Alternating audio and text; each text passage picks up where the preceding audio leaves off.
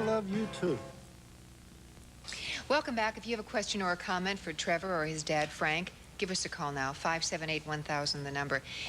Trevor, have you thought about, you're 11 now, maybe 10 years from now, what you want to be doing? Maybe in school, but what do you want to be now when you're an adult? Is it anything different than you wanted to be a few years ago? I used to want to be a minister, but now I don't know what I want to be. Now you don't know what? I think you're a minister now, ministering to these people. Maybe. That's true. That's true. What about the way you perceive wealth versus poverty? How do you see people who are poor compared to people who are wealthy now that you have seen both sides, Well, really?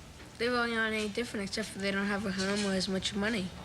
They're human beings. That's right. Just like you and I, and they feel pain and happiness. That's exactly right, Trevor. Ready for some calls for Yes, both of you? thank you. Good afternoon. Your question or comment?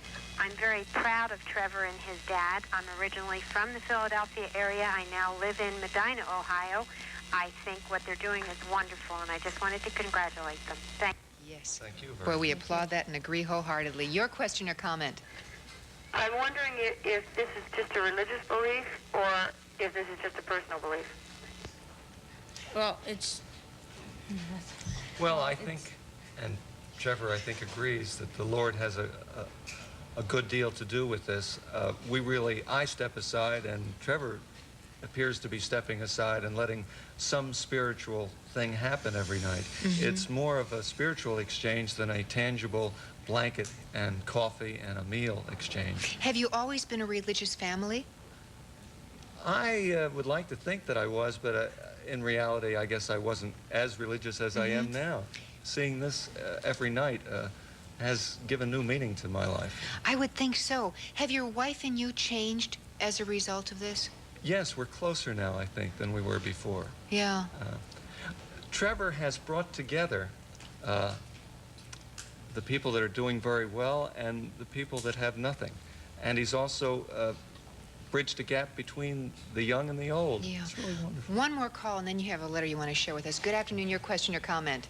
Does Trevor go to school, and what grade is he in? Yes, I go to school and I'm in 6th grade.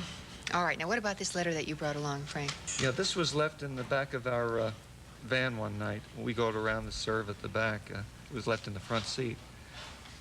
And it says, "Last night in my loneliness, poverty, and utter despair, I could have ended it all. It was freezing cold, pouring rain. I had reached the dregs of human suffering, having lost both my wife and son. After I had long since given up, there I was, a street person, a person I had often looked upon with uncaring eyes.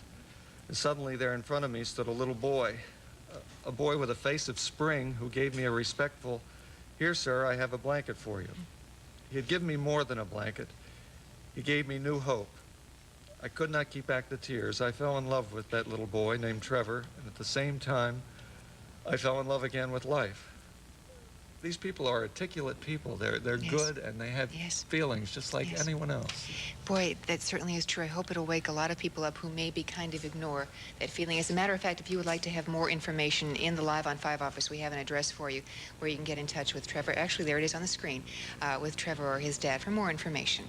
Or if you would somehow like to get involved. Maybe even, as they said, if you'd like to share a story of a way that you have helped someone who really needs your help, who needs a touch, who needs some caring, it's an opportunity to do it. Thank you, Trevor. Frank, you, thank you Wilma, for very, being in very here much. today. Thank you. Okay, back over to Don. How to meet the man of your dreams at the place where you work